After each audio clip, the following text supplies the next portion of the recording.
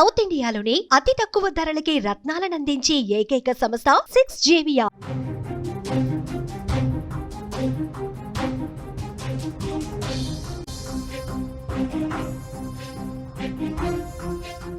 గోదావరి ఉగ్ర రూపంతో రెండో ప్రమాద హెచ్చరిక జారీ చేశారు. పర్ణశాల నీట మునిగింది. భద్రాచలం దుమ్ముగూడెం రాకపోకలు నిలిచిపోయాయి. సీతమ్మ వాగు నీట మునిగింది. ఏపీకి వెళ్లే మార్గంలో కూడా వాహనాలు నిలిచిపోయాయి. మరో 5 అడుగులు పెరిగితే మూడవ హెచ్చరిక జారీ చేస్తారు. సీతమ్మ విగ్రహం నారచీరల ప్రాంతం ఆల్రెడీ మునిగిపోయింది. అధికారుల ఆదేశాలతో లోతట్టు ప్రాంతాలు ఖాళీ అయ్యాయి.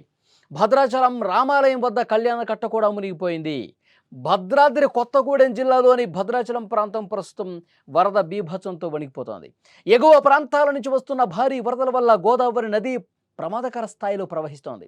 ఈరోజు ఉదయం 8 గంటలకు నీటి మట్టం ఏకంగా 48 అడుగులకు చేరడంతో అధికారులు వెంటనే రెండో ప్రమాద హెచ్చరిక జారీ చేశారు. స్క్రీన్ మీద మీరు చూస్తున్నారు, 48 అడుగులకు అది వాటర్ చేరుకున్న పరిస్థితి. వరద ప్రవాహం ఇంకా అంతకంతకు పెరుగుతోంది. నెక్స్ట్ 49, 50 అడుగులకు చేరితే పరిస్థితి ఇంకా దారుణంగా ఉండే అవకాశం ఉంది. లోతట్టు ప్రాంతాల వైపు వాటరు ఇంకా చొచ్చుకొని పోయే అవకాశం ఉంటుంది. కాబట్టి ఆందోళన కనిపిస్తోంది అక్కడ. ఈ వరద ఉధృతికి భద్రాచలం నుంచి దుమ్ముగూడెం, చర్ల మండలాలకు వెళ్లే దారిలో కూడా రాకపోకలు నిలిచిపోయాయి. ఆంధ్ర సరిహద్దులో ఉన్న కోనవరం, విఆర్పురం, చింతూరు మండలాలకు వెళ్లే వాహనాలు కూడా ఎక్కడికక్కడ నిలిచిపోయాయి. రోడ్డు మార్గాలు పూర్తిగా జలమయం కావడంతో ప్రజలు ఇబ్బంది పడుతున్నారు. వరద ప్రభావం భద్రాచలం ఆధ్యాత్మిక కేంద్రంపై కూడా పడింది. దుమ్ముగూడెం మండలంలోని పర్ణశాల రామాలయం సమీపంలో ఉన్న సీతవాగు పొంగి పొర్లుతోంది. స్వామివారి నారచీరల ప్రాంతం, సీతమ్మ విగ్రహం, స్వామివారి సింహాసనం సహా నారచీరల ఆనవాళ్లన్నీ కూడా మునిగిపోయిన పరిస్థితి.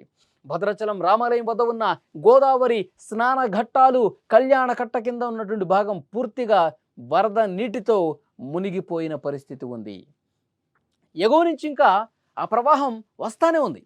ప్రవాహం కొనసాగుతూనే ఉంది.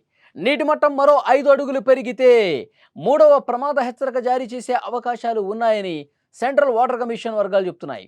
ఈ పరిస్థితుల దృష్ట్యా జిల్లా యంత్రాంగం అప్రమత్తంగా ఉంది. లోతట్టు ప్రాంతాల ప్రజలను సురక్షిత ప్రాంతాలకు తరలించే ఏర్పాట్లు చేస్తున్నారు. సహాయక చర్యల కోసం బృందాలను సిద్ధం చేశారు. ప్రజలు అప్రమత్తంగా ఉండాలి. నది వైపు అసలు వెళ్ళొద్దని చెప్పి అధికారులు చెప్తున్నారు. ఎందుకంటే మరొక 3 రోజుల పాటు తెలంగాణలో మరొక 3 రోజుల పాటు సెప్టెంబర్ 3వ తారీఖు వరకు వర్షాలు పడతాయి. జాగ్రత్తగా ఉండాలని చెప్తున్న నేపథ్యంలో ఇక ఎగువన వర్షాలు కూడా భద్రాచలంలోనే కురవాల్సిన పని లేదు. ఎగువ ప్రాంతాల్లో భారీ వర్షాలు కురిసిన ఆ వాటర్ మొత్తం గోదావరిలో కలుసుకుంటూ ఈ విధంగా ప్రవాహం పెంచుకుంటూ పోతుంది. గంట గంటకు ఆ ప్రవాహం పెరిగితే 48 అడుగులు కాస్త 49, తర్వాత 50, ఈ విధంగా ఇంకొక 2-3 అడుగులు పెరిగితే లోతట్టు ప్రాంతాలు ఇప్పటికే పూర్తిగా జలమయం అవుతున్న పరిస్థితి ఉంది. పూర్తిగా భద్రాచలం పట్టణంలోకి ఏమైనా వాటర్ వచ్చేస్తాయని ఒక ఆందోళన చాలా మందిలో కనిపిస్తోంది. ఇప్పటికే అక్కడ హైదరాబాద్కి వెళ్ళేటువంటి రహదారిలో వాహనాలు ఎక్కడెక్కడ నిలిచిపోయినాయి. ఎందుకంటే అక్కడ సమీపంలో ఉన్న కొన్ని వాగులు ఉప్పొంగి ప్రవహిస్తున్నటువంటి పరిస్థితి ఉంది. ఇంకా ఎగువ నుంచి భారీగా వరద వస్తున్నటువంటి నేపథ్యంలో ఆందోళన ఎక్కువైపోయింది. అందుకే అధికారులు లోతట్టు ప్రాంతాల ప్రజలను అప్రమత్తం చేస్తున్నారు. మీరు జాగ్రత్తగా ఉండండి. ఇంకా వరద ప్రవాహం పోటెత్తి ప్రవహిస్తే ఇబ్బందికర పరిస్థితి ఉంటుంది. అక్కడ సీతమ్మ వాగు దగ్గర పరిస్థితి మనం చూస్తూ ఉన్నాం.